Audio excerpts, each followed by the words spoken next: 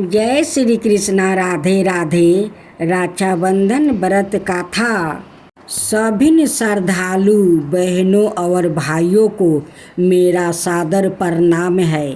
आज हम सब यहाँ एक पवित्र और प्रेम से भरा पर्व रक्षाबंधन मनाने के लिए एकत्र हुआ है।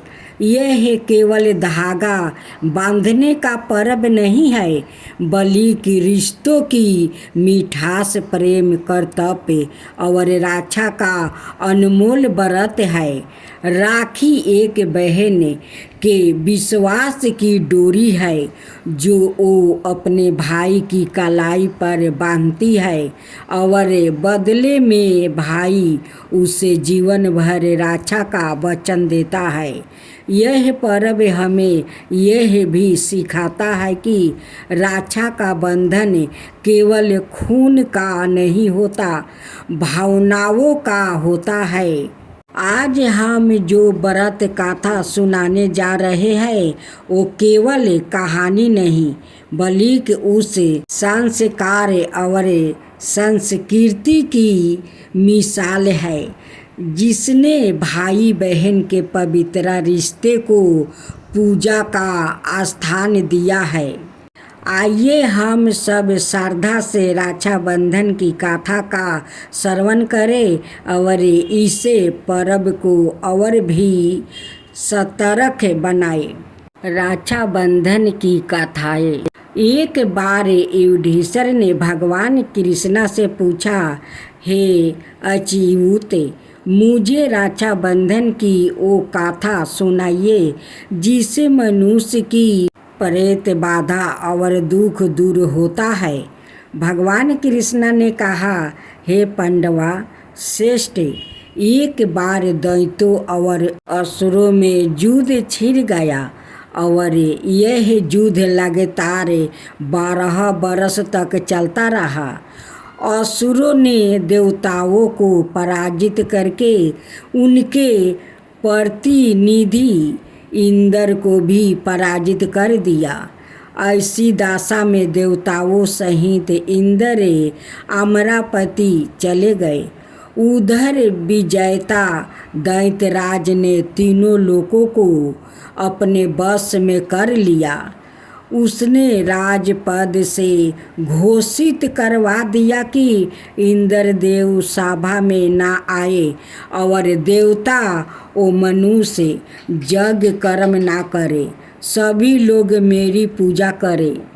दैत्यराज की इस आज्ञा से यज्ञ, वेद पाठन, पाठान और उत्साह आदि समाप्त हो गई।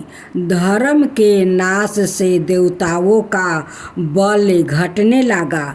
यह देख इंद्र अपने गुरु बृहस्पति के पास गया और उनके चरणों में गिरकर निवेदन करने लगा, गुरुवर, ऐसी दशा में परिस्थिति कहती है कि मुझे यही प्राण देने होंगे, ना तो मैं भाग ही सकता हूँ और ना ही युद्ध भूमि में टिक सकता हूँ, कोई उपाय बताइए।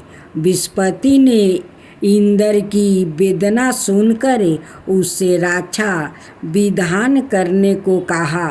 श्रवण पूर्णिमा को प्रातः काल नियमित मंत्र से रक्षा विधान संपन्न किया गया।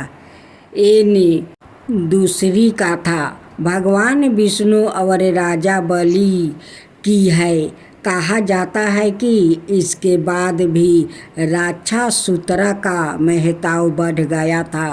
दरअसल भगवान विष्णु वामन रूप धारण करके राजा बलि से उसका राज्य ठगने जाते हैं और 3 पग में राजा बलि से सारा राज्य वो मांग लिया था। इसके बाद राजा बलि को पाताल में रहने की सलाह देते हैं। राजा बलि नारायण जी की बात मान लेते हैं और उनके साथ पाताल चले जाते हैं। वहाँ विष्णु जी से एक वचन देने को कहते हैं। विष्णु जी उन्हें वचन देने के लिए तैयार हो जाते हैं। ऐसे में राजा बलि उन्हें कहते हैं कि मैं जब भी देखूं आपको ही देखूं, सोते जागते हर पल आपको ही देखूं। ऐसे में विष्णु जी अपने वचन को पूरा करते हैं और पाताल में ही रहने लग जाते हैं।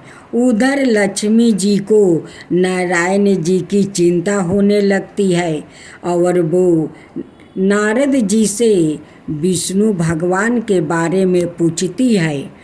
तब उन्हें सारी बात पता चलती है। ऐसे में नारद जी लक्ष्मी जी को सलाह देते हैं कि ओ राजा बलि को अपना भाई बना लो और दक्षिणा में नारायण जी उनसे मांग लो। देवी लक्ष्मी ऐसा ही करती है। वो भेष बदल कर रोती हुई पाताल जाती है और राजा बलि के पास पहुंच जाती है। राजा जब उनसे उनके रोने का कारण पूछते हैं तो वो उन्हें कहती है कि मेरा कोई भाई नहीं है। तब राजा उन्हें कहते हैं कि आज से वो ही उनके धर्म का भाई है। माता लक्ष्मी उन्हें रक्षा सूत्र बांधती है और नारद जी के सलाह अनुसार उनसे दक्षिणा में नारायण जी को मांग लेती है। तब से ही पुराणों में रक्षा सूत्र का महत्व होने लगा।